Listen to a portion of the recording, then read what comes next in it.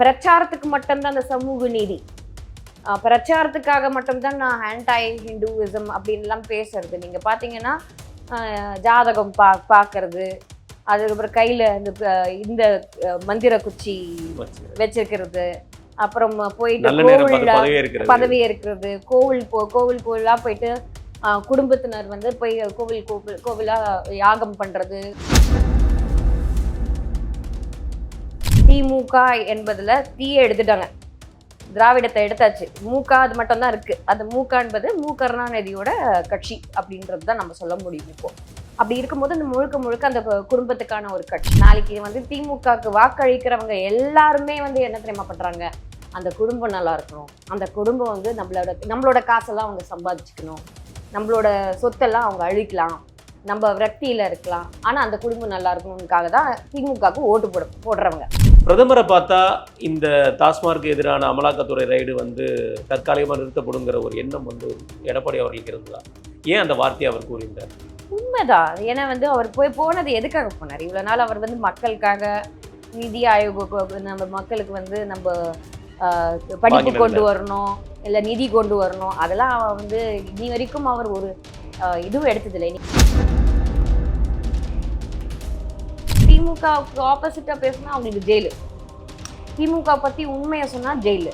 ஒன்று என் கான்டாக்டில் இருக்கணும், எனக்கு அடியில் அவங்க அடங்கணும், எனக்கு அடியில் அவங்க வந்து வேலை செய்யணும், எனக்கு அடியில் தான் இருக்கணும் அப்படின்றத நினைக்கக்கூடிய ஒரு மனப்பான்மையில் தான் திமுக இன்னைக்கு இருக்குது. அப்படின்றது போது இன்னைக்கு தமிழ்நாடுவே அச்சுறுத்தலில் தான் இருக்குது.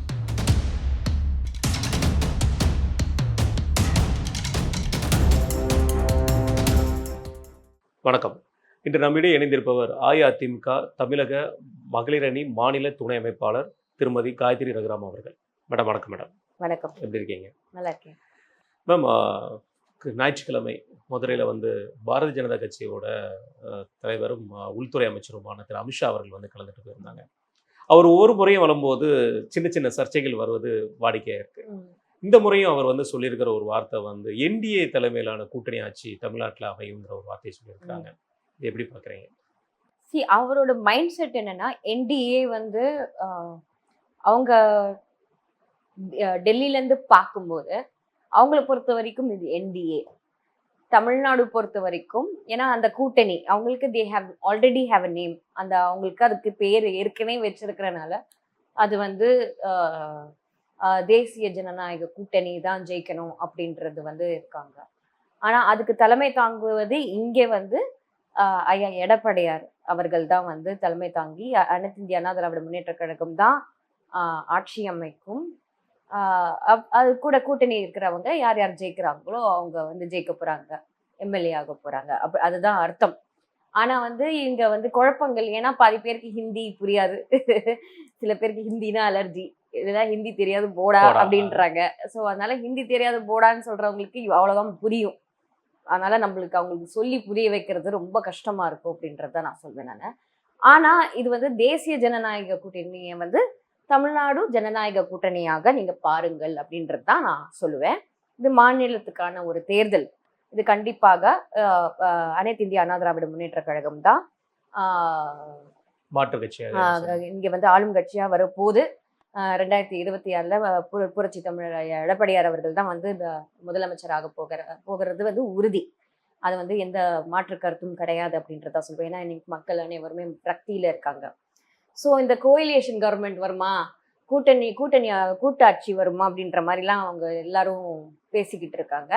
இந்த கூட்டாட்சின்றது வந்து சென்ட்ரல்லே வந்து நிறைய பேர் ஒத்துக்க மாட்டாங்கன்னு தான் நான் சொல்லுவேன். ஓகேங்களா? பிஜேபினா பிஜேபி தான் இருக்கணும் கவர்மெண்ட்ல, மேஜர் டாமினேஷன் மெஜாரிட்டியா எடுக்கும்போது அவங்க தான் வந்து வந்திருக்காங்க. ஸோ இங்க வந்து மெஜாரிட்டியா கண்டிப்பா அனைத்து இந்திய அண்ணா திராவிட முன்னேற்ற கழகம் தான் வந்து வெல்லும். நம்மளுக்கு கூட்டணி ஆட்சியா வர்றது வந்து அது யாராலையும் ஏற்றுக்கொள்ள மாட்டாங்க, அது பாஜகவே ஏற்றுக்கொள்ள மாட்டாங்க அப்படின்றத நான் சொல்லுவேன். ஏன் இந்த கண்டினியூஸா இந்த ஒரு சர்ச்சை வந்துட்டே இருக்கு? இதுக்கு ஒரு முற்றுப்புள்ளி வைக்கிறதுக்கு ஒரு வாய்ப்பு இருக்கலாம் இல்லையா? அதாவது அவர் ஃபர்ஸ்ட் டைம் வந்து அந்த கூட்டணி அமையும் போது இங்கே எடப்பாடி அவர்கள் தான் தலைவருங்கிற மாதிரி ஒரு வார்த்தையை சொல்லியிருந்தாரு. ஆனா என்டிஏவோட கூட்டணி ஆட்சி அமையும், அது அவங்களோட ஸ்டைல் ஆஃப் டாக்கிங். அது வந்து நம்ம வந்து திருத்தி புரிஞ்சுக்க கூடாதுன்னு அப்படின்றத நான் சொல்லுவேன். அவர் வந்து சொல்றது வந்து அவரோட பார்வையில இது வந்து என்டிஏ அப்படின்றது தான். இது மாநிலத்துக்கான ஒரு இது வந்து எஃபெக்ட் அவங்களுக்கு வந்து பாஜக என்பது தேசிய கட்சினால அவங்க தேசிய பார்வையில் தான் பார்ப்பாங்க. அனைத்து இந்திய அண்ணா திராவிட முன்னேற்ற கழகமும் ஒரு தேசிய பார்வை உண்டு. அதனால வந்து இது வந்து தேசிய ஜனநாயக கூட்டணியாக இப்ப இந்தி கூட்டணி, அப்போ அதுக்கு பேர் இந்தி கூட்டணி தானே, இந்தி கூட்டணி. அது அப்படி இருக்கும்போது இந்தியான்னு அவங்க வச்சுக்கிறாங்க. அது ஏ வந்து இது. ஸோ இந்தி கூட்டணிக்கு வந்து நீங்க பாத்தீங்கன்னா அதுவும் தேசிய பார்வையில உள்ள இதுதான். திமுக கூட்டணின்னு சொல்றது இல்ல. ஓகேங்களா? ஸோ அந்த குழப்பம் இவங்க திமுக இங்க குழப்பி மக்களை குழப்பலாம் அப்படின்ற ஒரு இதுல இருக்காங்க. ஸோ அப்போ நம்ம இப்படி சொல்லலாமா, திமுக வந்து இப்போ இந்தி கூட்டணி தான் இப்போ ஆட்சி நடந்துட்டு இருக்கு அப்படின்னு சொல்றதுக்கு இந்தி கூட்டணி தான் ஆட்சி நடந்துட்டு இருக்கு. அவங்க வந்து இன்னும் வந்து திமுக ஆட்சி நடக்கல, இந்தி கூட்டணியோட ஆட்சி தான் இப்ப நடந்துட்டு இருக்கு இப்போ சமீப காலத்துல அப்படின்றதுதான் நம்ம சொல்ல முடியும் இல்லையா? சோ அதுக்கும் அதுதான் அர்த்தம் அப்படின்றதுதான் அர்த்தம். அதுக்கு பிறகு சிக்கந்தர் மலை அப்படின்னு சொல்லி திருப்பரங்குன்ற இஷ்யூவை மறுபடியும் கையில் எடுத்திருக்கிறாரு உள்துறை அமைச்சர் அவர்கள். முருகன் மாநாட்டை வந்து கண்டிப்பான முறையில் எல்லாருமே இந்துக்கள் அனைவரும் கலந்துக்கணும், இது வந்து சிக்கந்த மலை அப்படின்னு சொல்லி கவர்மெண்ட் எப்படி அனௌன்ஸ்மெண்ட் பண்ணுச்சு அப்படின்னு ஒரு காட்டசாட்டமான ஒரு கேள்வியை கேட்டிருக்கிறாரு. எப்படி பார்க்குறீங்க? அஇஅதிமுக பொறுத்த வரைக்கும் எந்த மதத்தையும் சாராத ஒரு இயக்கம். அது முன்னாள் முதல்வர் ஜெயலலிதா அவர்கள் இருக்கும்போது முதற்கொண்டு நம்ம பார்த்துருக்கிறோம். ஸோ இப்போ நீங்கள் இதை உங்கள் கூட்டணி கட்சியான பாரதிய ஜனதா இந்த வழிநடத்தி செல்வது எப்படி பார்க்குறீங்க? கூட்டணி கட்சியா இருக்கும்போது அவங்க தேசியவாத சிந்தனைகளோட தான் அவங்க பார்ப்பாங்க. அவங்க வந்து ஹிஸ்ட்ரியோட பார்க்கும்போது அந்த ஹிஸ்டரியில வந்து அந்த மலை யாரோட மலை அப்படின்னு பாத்தீங்கன்னா முருகரோட மலை. அதனால வந்து சிக்கந்தர் என்பது வந்து முகல்ஸ் வந்ததுக்கு அப்புறம் தான் அதுக்கு சிக்கந்தர்ன்ற ஒரு பேர் வந்தது. சோ அதுக்கு வந்து ஏன் இந்த பேர் மாற்றம், இது வந்து திமுக ஏன் அது கடைபிடிக்குதுன்ற ஒரு கேள்விதான் எழுப்பியிருக்காரே தவிர நீங்க வந்து பேரை மாத்தணும் அப்படின்றது வந்து அவங்க வலியுறுத்தி எதுவும் பண்ணல. அது ஏன் இந்த மாதிரி ஒரு மேனிப்புலேஷனா நடக்குது, ஏது ஒரு முருகர் மலையா கூப்பிடுறது இல்லை அப்படின்ற ஒரு மனப்பான்மையில தான் அந்த டேட் வச்சு அவர் பேசியிருக்காங்க. ஏன்னா அது வந்து தேசிய சிந்தனையோட அவர் பேசுறதுனால அந்த கேள்விகள் அப்படி வந்தது. இது சர்ச்சையை எடுக்க வேண்டிய அவசியம் எதுவும் இல்லை அப்படின்றது தான் நான் பார்ப்பேன். அவன் ஹிஸ்டரி வைஸ் பார்க்கும்போது அவர் கேட்கிற கேள்வி ஃபேக்டான கேள்வி அப்படின்றதா சொல்வேன். மத சார்பா ஒரு நீங்க பாத்தீங்கன்னா அது வந்து மத சார்பான ஒரு கேள்வியாக தான் நம்மளுக்கு படும் அப்படின்றதான் நான் சொல்வேன். என்னை பொறுத்த வரைக்கும் இந்த கேள்விக்கு அவரே தான் விடை கரெக்டா கொடுப்பாரு அப்படின்றதான் சொல்வேன். ஒரு முன்னாள் பாஜகவா அப்படின்னு சொல்லும் போது, ஒரு முன்னாள் பாஜக நிர்வாகியாக இருக்கும் போது நான் சொல்வது வந்து அவர் ஏன் இதை குறிப்பிட்டிருக்காருன்னா, எல்லாமே அவங்க வந்து ஸ்டிக்கர் ஒட்டுறாங்க, எல்லாமே பேர் மாற்றங்கள் கொண்டு வராங்க.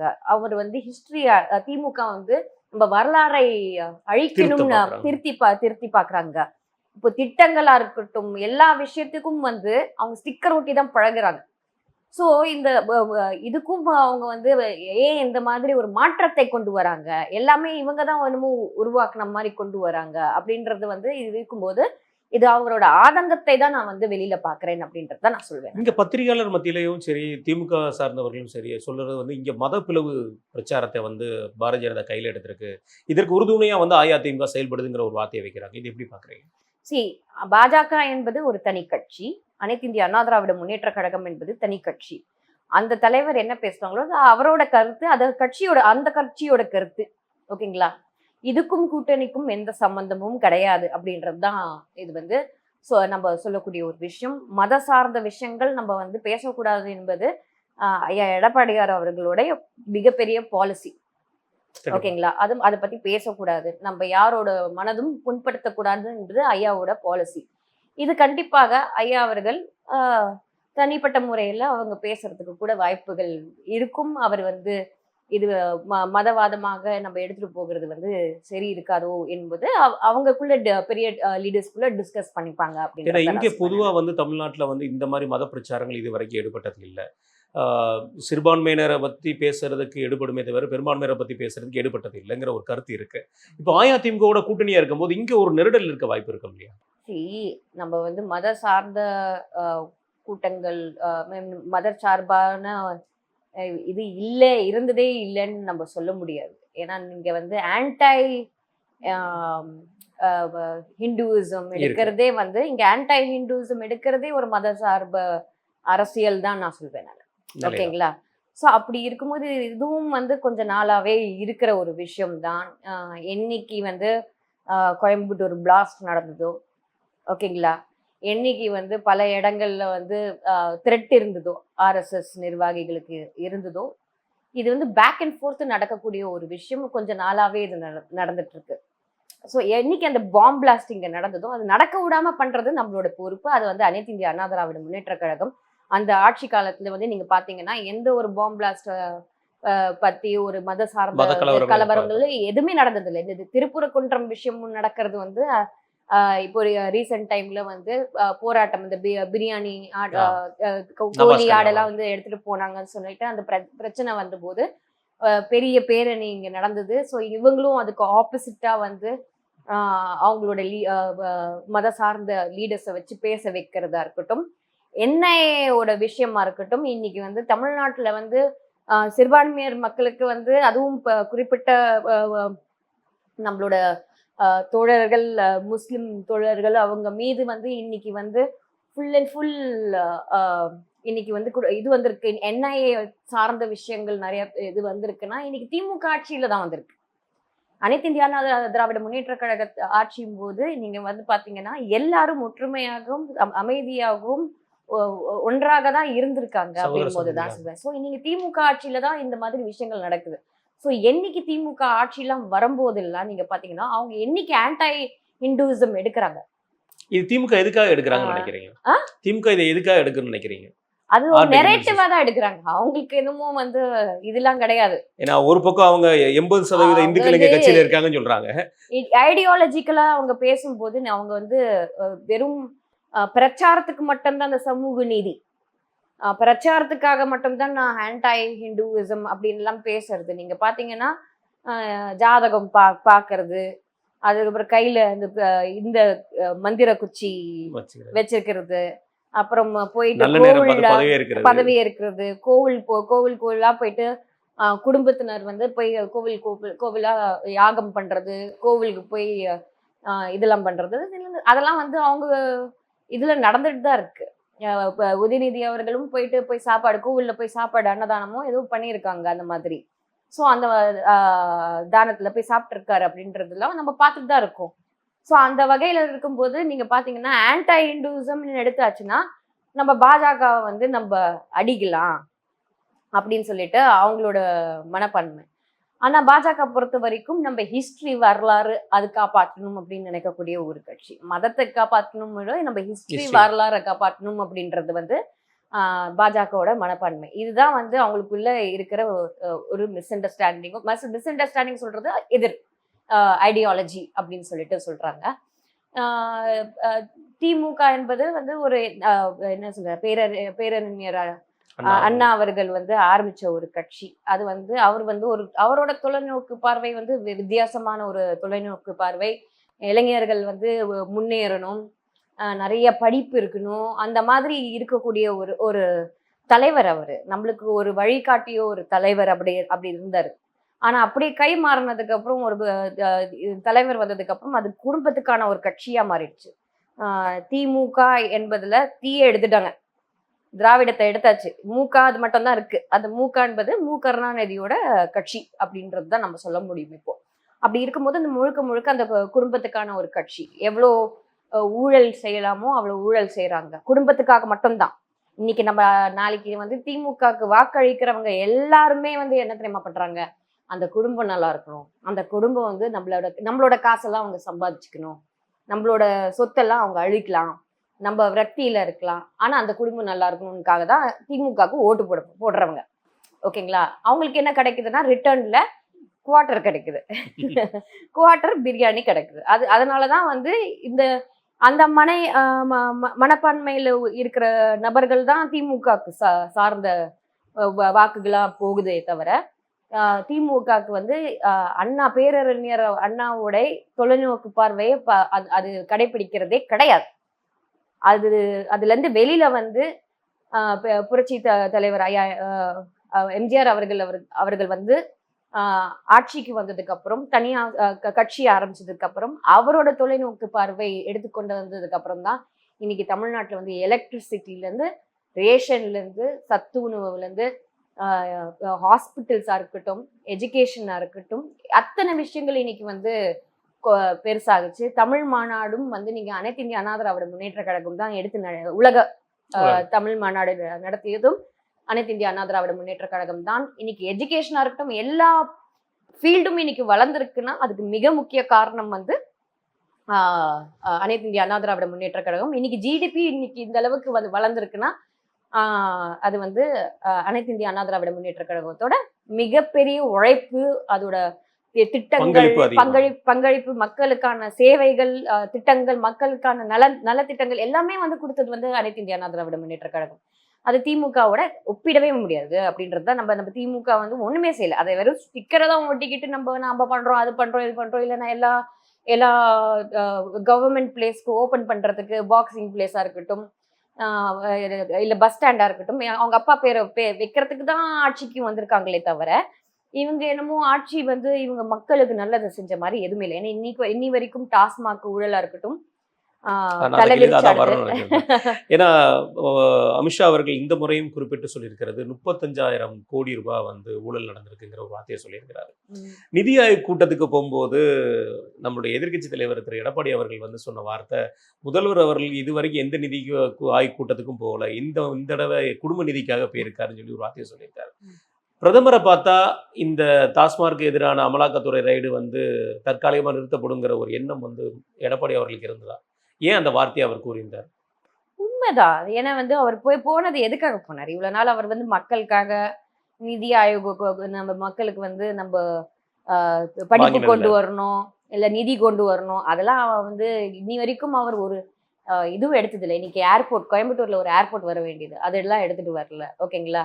International airport.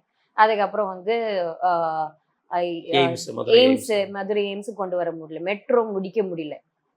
ஓகேங்களா? ஸோ இதெல்லாம் பார்க்கும்போது ஒரு பிஎம் ஸ்ரீ வந்து பாதியிலேயே வந்து ஒரு ஹாஃபா நிக்குது.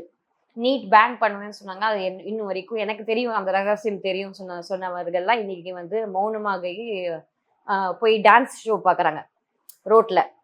அந்த மாதிரி இருக்கக்கூடிய ஆட்சி தான் இன்னைக்கு நம்ம பார்க்குறோம். ஸோ மக்களுக்கு சார்ந்த ஒரு ஆட்சி எதுவுமே கொடுக்கல. ஸோ டாஸ்மாகோட ஊழல், தான் குடும்பத்தை காப்பாத்துற அந்த நிதி தான், இந்த குடும்ப நிதிக்கு தான் அவர் ஓடி போனது வந்து எந்த ஒரு சந்தேகமும் கிடையாது அப்படின்றது எல்லாருக்குமே, நம்ம தமிழ்நாட்டில் இருக்கிற அத்தனை குழந்தைங்களுக்கு கூட தெரியும் அப்படின்றத நான் சொல்லுவேன். அந்த இடத்துல ஒரு கேள்வி ஏன் வருதுன்னா, அஇஅதிமுக கூட்டணி கட்சி, மக்கள் நாங்க சொல்லலாம் வந்து பிரைம் மினிஸ்டர் சந்திச்சனால நிறுத்திட்டாங்க.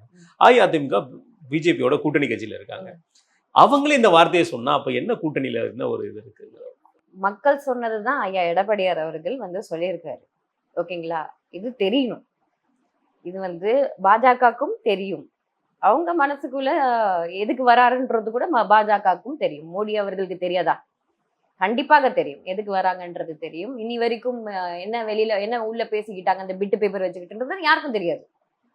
ஓகேங்களா? அவர் தான் வெளியில வந்து என்ன வேணா சொல்லலாம் முதலமைச்சர், பட் ஆனா வந்து எல்லாருக்குமே தெரியும் எதுக்காக போனாங்க. அதான் நான் சொல்றேன், மக்களோட குரலாக தான் ஐயா எடப்பாடியார் அவர்கள் அந்த வார்த்தையை சொல்லியிருக்காரு அப்படின்றத நான் சொல்ல முடியும். ஸோ அந்த வகையில பார்க்கும்போது டாஸ்மாக் விஷயத்துல அந்த தம்பிகள், ஓகேங்க, நண்பர்கள், யுக அமைப்பாளர்கள், அது இந்த சுனில் கனகலு, அந்த மாதிரி ஆளுங்கள்லாம் வந்து கண்டிப்பாக அவங்க வந்து மாட்டுவாங்க அப்படின்றது தான் நான் சொல்வேன். அப்படி இருக்கும்போது அமித்ஷா அவர்கள் இந்த முறையும் குறிப்பிட்டிருக்காரு, 35,000 கோடி ரூபாய்க்கு ஊழல் நடந்திருக்கு, இதுக்கு வந்து டெல்லி, ஒரிஷா மாதிரி இங்கே மாற்றம் ஏற்படும், அரசியல் மாற்றம் ஏற்படும் அப்படிங்கிற மாதிரி வார்த்தையை சொல்லியிருக்காரு. டெல்லியில் எல்லாருக்கும் தெரியும் அரவிந்த் கெஜ்ரிவால் அவர்கள் உள்ள சிறைசாலை சென்றிருந்தாருன்னு. இங்கே அதை குறிப்பிட்டு மறுபடியும் சொல்வதற்குண்டான காரணம் என்னவா இருக்கும்? ஒரு பக்கம் பிரைம் மினிஸ்டர் போய் சந்திச்சுட்டு வர்றாரு முதல்வர், ஒரு பக்கம் உள்துறை அமைச்சர் இப்படி ஒரு குற்றச்சாட்டு வைக்காரு. இதுக்கிடையில வந்து இந்த டாஸ்மாக் ரைடு எந்தமா போகும் நீங்க நினைக்கிறீங்க? என்னன்னா, இவர் எப்படியாவது திமுக வந்து எஸ்கேப் ரூட் பிடிக்கலாமா? நீங்க வந்து மற்ற மினிஸ்டர்ஸ்லாம் மாட்டும் போது கூட அவங்க இப்படி போய் கெஞ்சினது இல்லை. ஸோ தான் குடும்பம் மாட்டும் போது இந்த மாதிரி போய் கெஞ்சுறது வந்து நம்ம இது ஒரு வாட்டி பார்க்கல. இதே ஜாஃபர் சாதிக் விஷயத்துலயும் நம்ம பார்த்துருக்கோம். யாரையும் எங்க போய் எப்படி போய் கேட்டாங்க, மன்னிப்பு கேட்டாங்களா, இல்லை வந்து எங்களை தப்பிச்சு விடுங்க, நாங்கள் இது பண்ண மாட்டோம். பின்னாடியில் என்ன சொல்லியிருப்பாங்க, மேக்ஸிமம் போனால் 40 எம்பிகள் உங்களுக்கு வந்து சப்போர்ட்டாக இருப்பாங்கன்னா சொல்லியிருப்பாங்க. அவ்வளோதான் இருக்கும் இல்லையா? ஸோ அப்படி தான் இருக்கும் அப்படின்னு சொல்லிட்டு சொல்லியிருப்பாங்க. அதெல்லாம் வந்து பாஜகவுக்கு வந்து அதெல்லாம் தெரியும், இவங்களை எப்படி ஹேண்டில் பண்ணணுன்றது அவங்களுக்கு தெரியும். ஏன்னா அது இப்போ தேசிய கட்சியில் ஒரு மிகப்பெரிய கட்சி வந்து பாஜக அப்படின்னு இருக்கும்போது அவங்களுக்கு தெரியும் எப்படி திமுக போன்ற கட்சிகள், அதுவும் இப்படி திருட்டுத்தனம் செய்யக்கூடிய ஒரு கண்ணுக்கு முன்னாடி எப்படியெல்லாம் திருடுவாங்களோ அப்படியெல்லாம் திருடுறாங்க. அந்த மாதிரி ஆடம்பரமாக திருடி இருக்காங்க அப்படின்றத சொல்ல முடியும். கிஃப்ட் கொடுக்கறது, நடிகை நடிகர்களுக்கெல்லாம் கிஃப்ட் கொடுக்கறதா இருக்கட்டும், படம் எடுக்கிறதா இருக்கட்டும், இதெல்லாம் அப்பட்டமா எல்லாருக்குமே தெரியுது. ஆனா இன்னைக்கு அப்படியே கட் பண்ணி பார்த்தீங்கன்னா பாவம் எத்தனையோ பேர் வீடு இல்லாம எரிஞ்சு போய் உட்காந்துருக்காங்க. அந்த அந்த இடத்துக்குலாம் அவர் போய் பார்க்கல. வியாசர்பாடியில நிறைய வீடு இடிக்கிறாங்க. நிறைய பேர் வந்து அந்த குடும்பத்தை வந்து வாழ விடாம பண்றாங்க. சிறுபான்மையர் மக்களோட வீட்லயே வந்து இந்த வீட்டுல நீங்க இருக்கக்கூடாது, நீங்க வெளியேறணும்னு சொல்லிட்டு சொல்லியிருக்காங்க. ஸோ இந்த மாதிரி விஷயங்கள்லாம் நிறைய நடந்துகிட்டு இருக்கு.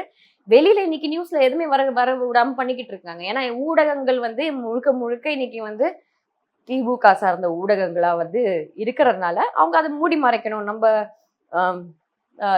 என்ன சொல்றது, ஸ்டாலின் அவர்களை வந்து காப்பாற்றணும், அவங்கள காப்பாற்றணும். அவங்க எத்தனை அந்த டாஸ்மாக் காசு இவங்களுக்கு ஒரு பிரைபாவே போயிருக்கலாம் இல்லையா? ஓகேங்களா? ஸோ அந்த மாதிரி இருக்கும்போது ஏகப்பட்ட விஷயங்கள் எல்லாம் ஒண்ணுக்குள்ள லாக் அப்படின்றது தான் நான் சொல்ல முடியும். தொடர்ந்து தமிழ்நாட்டில் வந்து சிறுமிகள் மீது வந்து பாலியல் வன்கொடுமை நடந்துட்டு இருக்கு.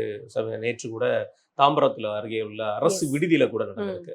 அதற்கு எதிர்க்கட்சி தலைவர் அவர்கள் வந்து ஒரு அறிக்கை ஒன்று விட்டு தந்தார் சமூக வலைதளத்தில். தமிழ்நாடு வந்து டெல்லிக்கு அவுட் ஆஃப் கண்ட்ரோல்னு சொல்கிற முதல்வருக்கு இங்கே சட்ட ஒழுங்குல தொடர்ந்து பாலியல் சீற்றல் நடந்துட்டு இருக்கு, அந்த அவுட் ஆஃப் கண்ட்ரோல் சார், பாலியல் வழக்கு சார் யார் என்ற ஒரு கேள்வியை கேட்டிருக்கிறார். இது சமூக வலைதளத்துல மட்டுமே எதிர்கருத்துக்களை சொல்ல வேண்டிய நிலைமையா, இல்ல போராட்டமோ அல்லது வந்து கண்டன ஆர்ப்பாட்டமோ நடத்த வேண்டிய சூழ்நிலை இருக்கும் இல்லையா? இல்ல என்னதான் போராட்டம் பண்ணனாலும் இப்ப இன்னைக்கு வந்து ஆட்சி வந்து திமுக கையில இருக்கிறதுனால போலீஸ் கண்ட்ரோலும் அவங்க கையில தான் இருக்கு. நீங்க வந்து ஜாஃபர் சாதிக், அதான் திருப்பி நான் அதுக்கு தான் போவேன். நான் ஜாஃபர் சாதிக் விஷயத்துலயும் பாத்தீங்கன்னா வந்து போலீஸ் வந்து சைலண்டா தான் இருந்தாங்க. டாஸ்மாக் விஷயத்துலயும் போலீஸ் வந்து சைலண்டா தான் இருந்தாங்க. இன்னி வரைக்கும் நீங்க வந்து தம்பிகள் எங்கன்னு சொல்லியிருக்காங்களா?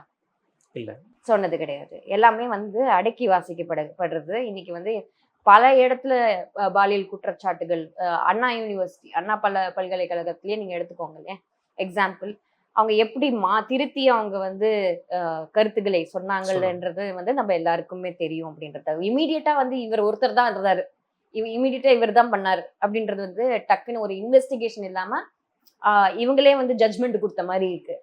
ஸோ அந்த மாதிரி இருக்கும்போது கண்டிப்பாக திமுக போலீஸும் என்னதான் நம்ம வந்து போராட்டங்கள் இது பண்ணாலும் 144 போட்டு பிரசிடென்ட் ரூலை கொண்டு வரணும்.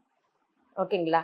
அதுக்கப்புறம் வந்து இல்லைன்னா வந்து அடுத்த ஆட்சியில கண்டிப்பாக மக்கள் அனைவருமே இன்னைக்கு வந்து விரக்தி இல்லை, அச்சுறுத்தல்ல, கொலைகள், ஏகப்பட்ட கொலைகள் நடக்குது, பாலியல் வன்கொடுமைகள் நடக்குது, எல்லாத்துக்கும் வந்து குற்றவாளிகளை காப்பாற்றணும் அப்படின்றதா நினைக்கிறாங்களே திமுக.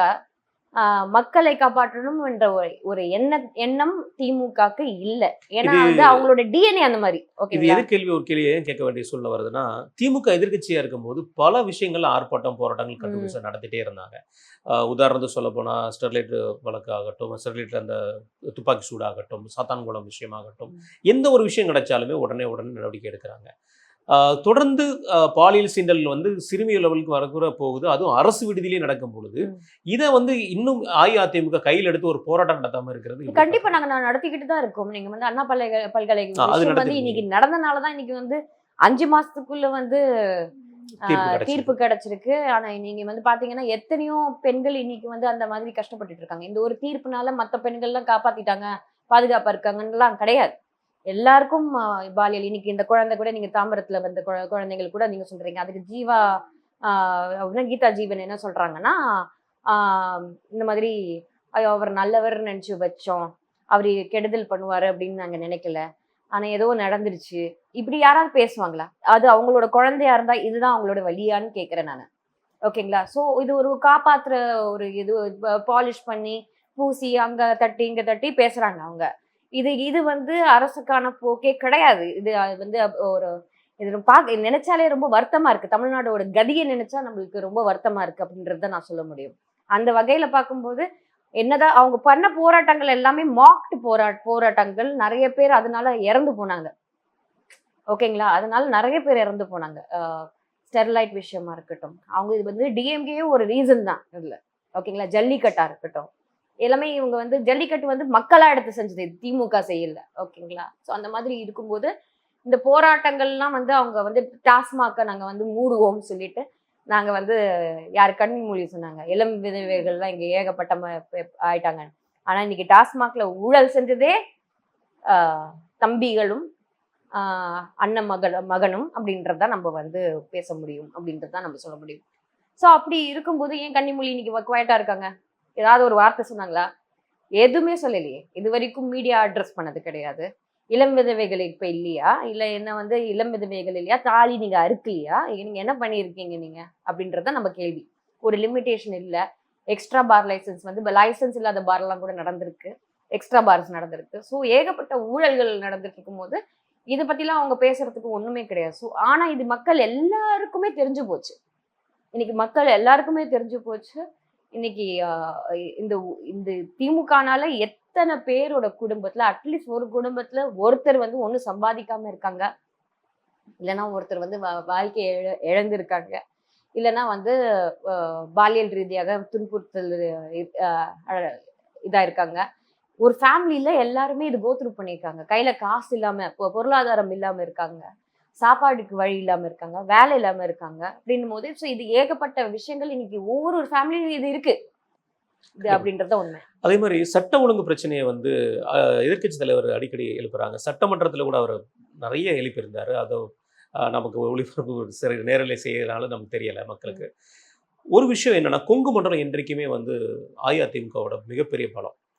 தொடர்ந்து வந்து தோட்டத்தில் இருக்கிற வேலை பார்க்குற முதியவர்களும் அங்கே இருக்கிற பாதிக்கப்பட்டுட்டு வராங்க. பல கொலைகள் நடந்துட்டு வருது. இதில் குறிப்பிட்டு சொல்ல போனால் இடையில போன ஒரு கொலையில் கூட உண்மை குற்றவாளிகள் வந்து கைது செய்யப்படவில்லை அப்படிங்கிற ஒரு குற்றம் வந்து எதிர்க்கட்சி தலைவர் அவர்கள் சார்ந்தார். அதை தாண்டி மறுபடியும் ஒரு கொலை வந்து 2 தினங்களுக்கு முன்பு நடந்திருக்கு. அதுவும் நாமக்கல் நடந்திருக்கு. அதுவும் வயதான ஒரு பெண்மணி தான் இறந்திருக்கிறாங்க. தொடர்ந்து இந்த தாக்குதல் நடந்துகிட்டே இருக்கு. கொங்கு மண்டலங்கிறது அஇஅதிமுகவோட கோட்டை. அதுக்காவது ஒரு மிகப்பெரிய ஒரு போராட்டம், ஒரு ஆர்ப்பாட்டம் நடத்தலாம். ஏன்னா இதுல வந்து குறிப்பிட்டு சொல்லும் போது உண்மை குற்றவாளிகள் சிக்கவில்லை என்று எதிர்க்கட்சி தலைவர்களே குறிப்பிட்டு சொல்லியிருக்கிறார். சோ அப்படி இருக்கும்போது இது மிகப்பெரிய ஒரு சட்ட ஒழுங்கு பிரச்சனை இல்லை. கண்டிப்பாக இது வந்து ஏன்னா இன்னைக்கு முழுக்க இன்னைக்கு ரியல் எஸ்டேட்டா இருக்கட்டும், அது வந்து ஜி ஸ்கொயரா இருக்கட்டும், எல்லாமே அவங்கதான் பண்றாங்க. திமுக தான் பண்றாங்க. மணல் அல்றதும் அவங்கதான் பண்றாங்க. ரியல் எஸ்டேட்டும் அவங்கதான் பண்றாங்க. கல்லும் அவங்கதான் பண்றாங்க. பிரிக்ஸ் வந்து அவங்களோட லேப் டாக்னு ஒரு செல்ல பிராணி ஒண்ணு வச்சிருக்காங்க.